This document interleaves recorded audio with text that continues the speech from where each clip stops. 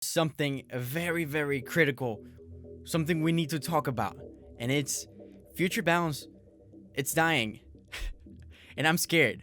Okay, so that's exactly why I'm making this video. As you can see from the title, today I'm going to show you how to make a future bounce bass. Okay, specifically the Jay Eskar signature bass. Nobody's going to teach you how to make it better than Jay Eskar himself. That's me. Okay.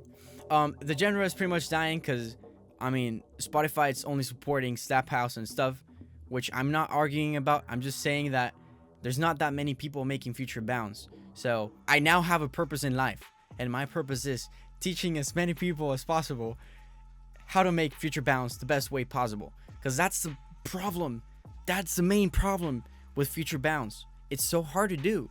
Like, it's hard to produce. Not everyone is able to make like good future bounce. So that's the thing. I'm here to help you create good future bounce. Okay, that's what I want this video to do.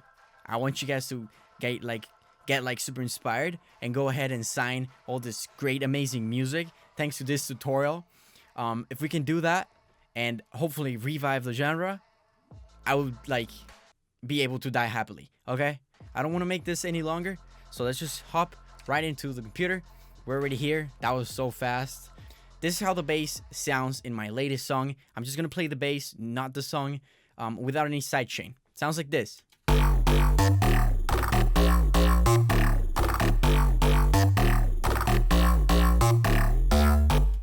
There's a lot of things that go behind creating a good bass line, okay? But in this case, we're just gonna focus on the sound design.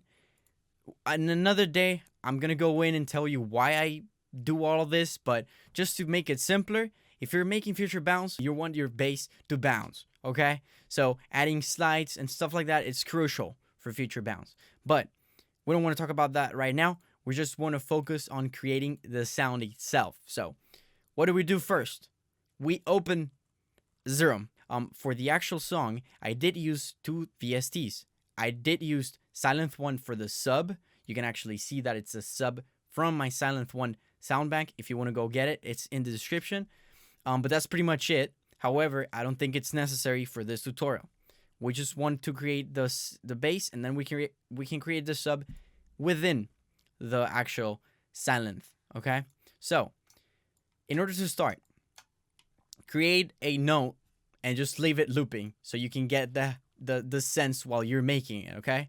So this is how it sounds. Very simple, and we're putting it exactly at G3. So it's a very low octave. You can be doing this on Ableton, and that's fine. You can use anything. So the thing about this sound is that it's usually very digital or very spectral wavetables. You want it to sound like a growl. So we were going to do that real quick. I have many wavetables, but you want to find like the most basic spectral sounds, which are the monster sounds, because this bass is pretty much like a monster. Okay, so let's use monster 1 for this example, or let's just scroll through them while we listen to them. Let's see how it sounds. Now I have it open. Sounds pretty good. Let's play around with this wavetable position. Pretty simple. What we're gonna do here is open an envelope, or actually click on the first envelope, lower down the sustain and some of the decay, and leave it around here. So 700 milliseconds, and for the sustain, it should be like around minus 18.8 dB. If you play it now, it should sound like but only volume wise. It just sounds like a pluck. What we're gonna do now is link this envelope to the wavetable position. We want to achieve that kind of sound. This sounds a little bit bad, so we're gonna play around with what sounds good within the wavetable.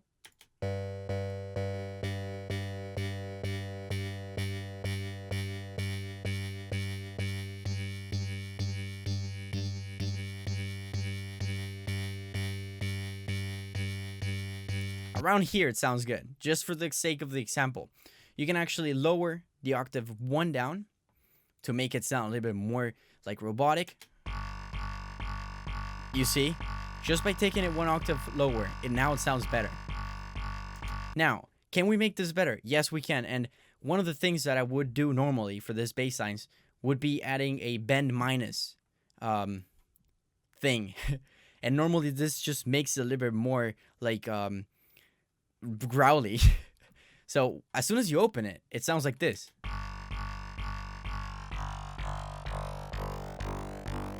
And you can move it around, but for this example, we're just gonna leave it like around here and just drag envelope 1 into bend minus, and let's see if it sounds good.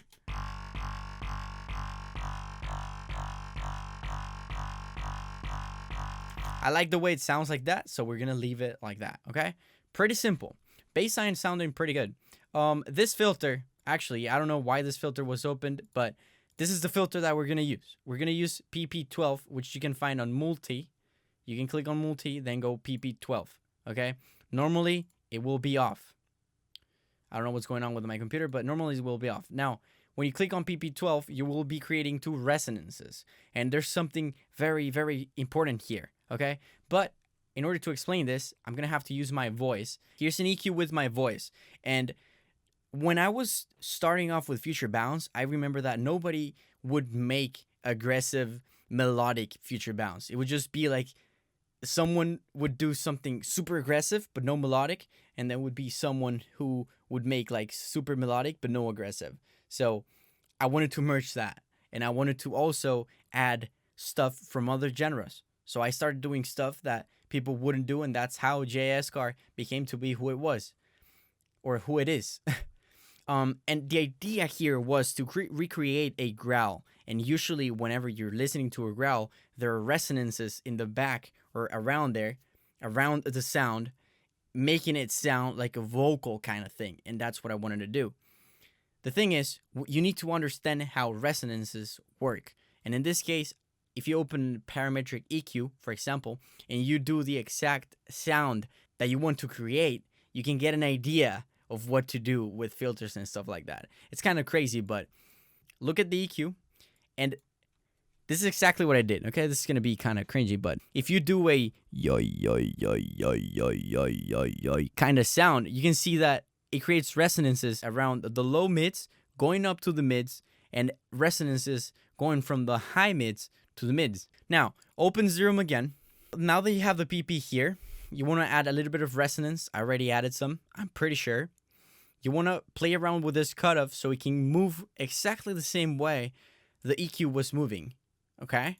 So, link envelope 1 to cutoff and make it move. Also, we need to move this other frequency because there was 2 frequencies playing. Now, link it using envelope 1 and move it to the other side. If we remove the filter, this is how it sounds. With the filter, it sounds like this, which is a little bit better for what we're doing, okay? Real quick, let's go into compression and let's put a little bit of threshold. Let's activate this as a multi-band just so we can get a little bit better idea of how it's going to sound in the end. This is basically OTT.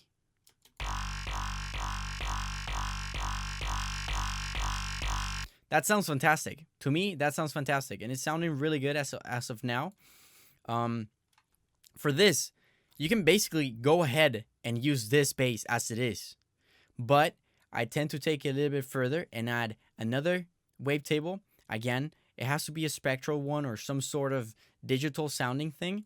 We're going to use 4 randomly. I'm actually selecting this randomly. And let's listen to this. Sounds horrible, but put it on the same filter. Put it 1 octave lower and let's see how it sounds. Without it. With it. So it's adding more frequencies on the mid-highs, which is really good.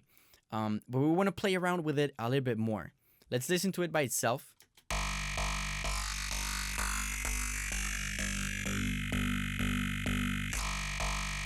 This one's really good, but I don't think we need to add really anything to this.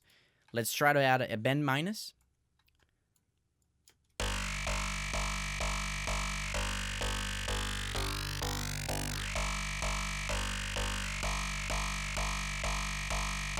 Just like that. Just a simple bend minus here. Just makes it sound a little bit better. Now let's put these together. That sounds pretty good as it is. We can actually go ahead and add a sub. Again, 1 octave lower. And for now, this sounding pretty good. Normally, I also like adding a hyper dimension and put this all the way like 20%, something like that, the mix of the hyper. Also, you can add a dimension, and what I do with adding a dimension on my basses is I put it at 100 and I put the size on 2. Very interestingly, I learned this from like dubstep producers, and normally that works really good. Sounds like this. It's a little bit too wide, so I would take down the mix. We don't want it so wide, okay? Now, you can put this up direct out because we don't want it to be affected by all of this stuff. Now, there are some other stuff that I add, but this is mainly like taste wise, all right? So you can add a chorus, but put the mix down. Literally, just the way you open it. If you remove it, it gives it a little bit more body to the sound. So just around 30%, something like that. It's really good. Another thing that I like adding is actually distortion, tube distortion, and literally just the way it sounds when you open it. It's really good. So let's listen to it.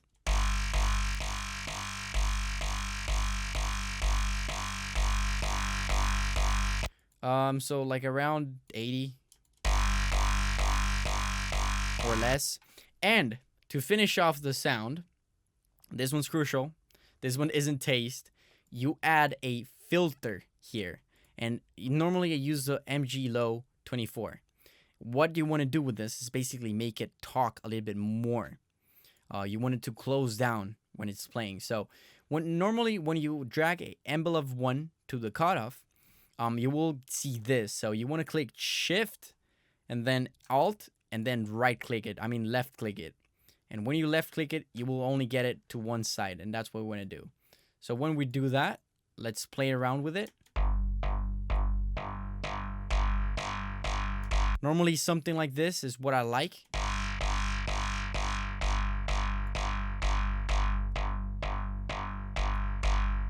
We're basically creating we're kind of creating a hardstyle kick here. It's a mixture of a hardstyle kick and a growl, so that's pretty interesting. Now, play around with it and add as much, of cutoff as you want. Normally, I like it this way. Now, go ahead and add more drive. And you can even add some resonance. This sounds pretty good, but normally, you can even go one step further and add an EQ. And what we're going to do with the EQ is basically what we're doing with the filter. So we're doing it twice. We're going to do it twice. So open the EQ and click on this little peak type of EQ. Now add some gain around 9 decibels for both of these. Open it up a little bit more. So leave the Q at the center, 50%, something like that. And now we're going to automate the frequency so we can actually move it around. So it goes like wow, wow, wow, right? Now, this other should go down, and this is how it sounds. This is a little bit too much, so play around with the frequencies.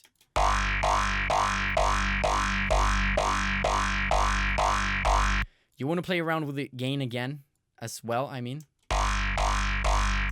Just as simple as that can really turn your bass into a different type of bass. Let's remove the EQ and let's listen to it with it.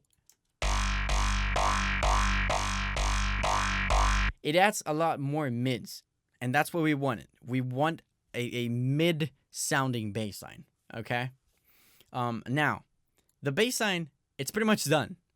You can actually go ahead and add like some noise at the beginning of the bass to add a little bit of clickiness, like this.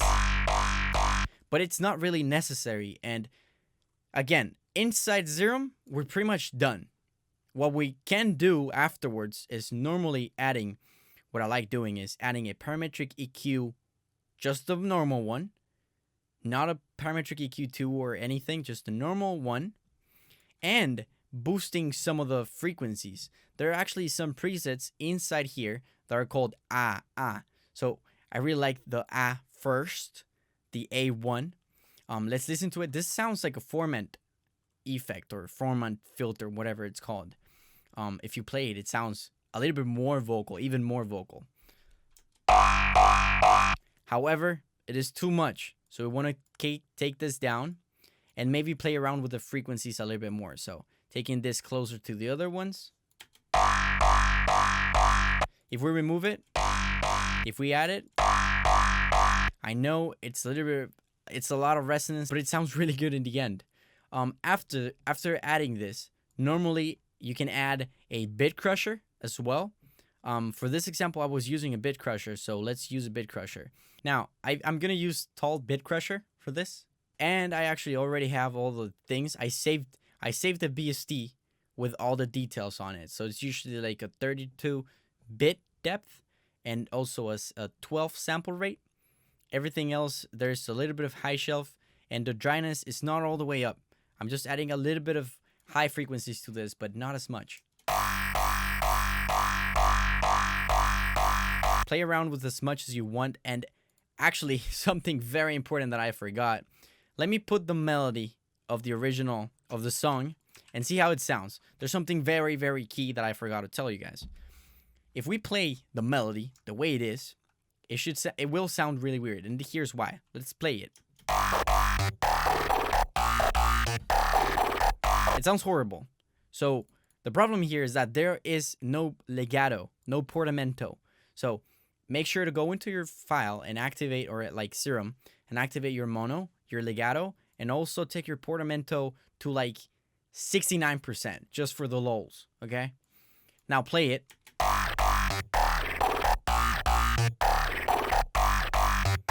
That's much better. If we actually combine it with a sub, with an external sub, it sounds much better, because a sub inside Serum is not as easy to manipulate as you would with other external plugins. So if we play this together, it sounds like this.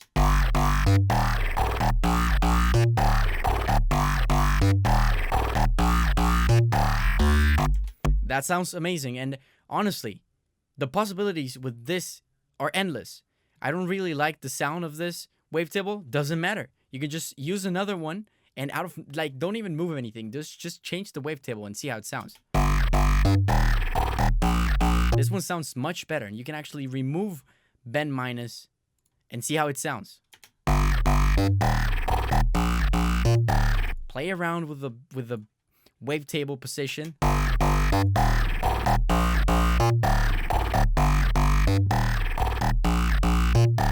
You don't like that one either? You can just change it. Let's change all of them, actually. This one sounds amazing, okay?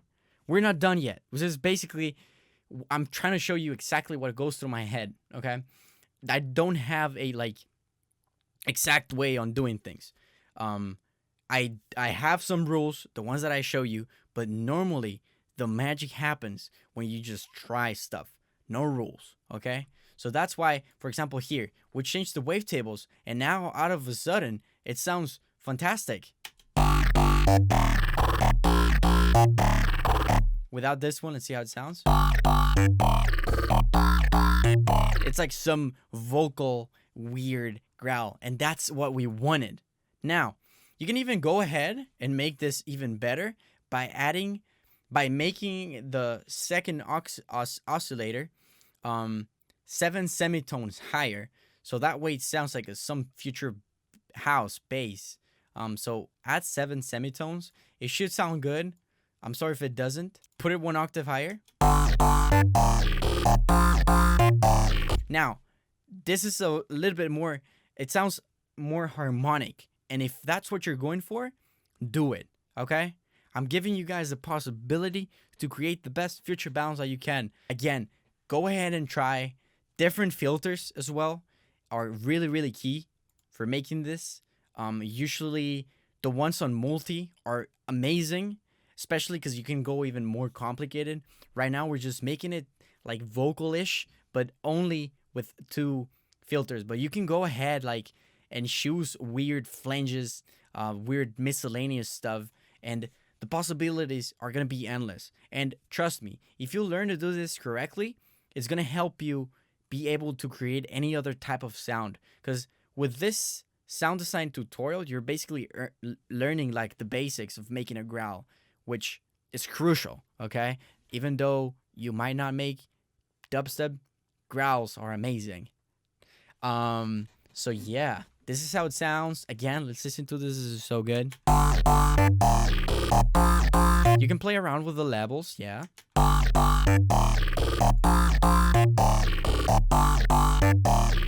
That sounds fantastic. Now, you can put it 1 lower.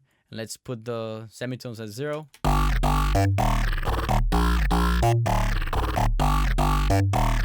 This sounds fantastic. And actually, just because I like you guys a lot, let's put this as a free download. What do you guys think?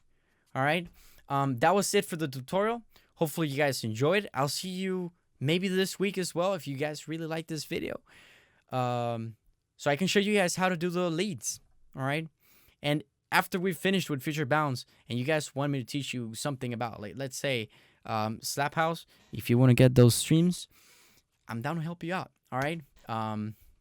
This is it. If you want to connect with me, all of my socials are Jay Eskar. Instagram's Jay Eskar. Facebook's Jay Eskar. And I actually use TikTok a lot. So if you want to go check out my TikTok, it's Jay Eskar. Again, yeah, I'll see you guys around. Bye-bye.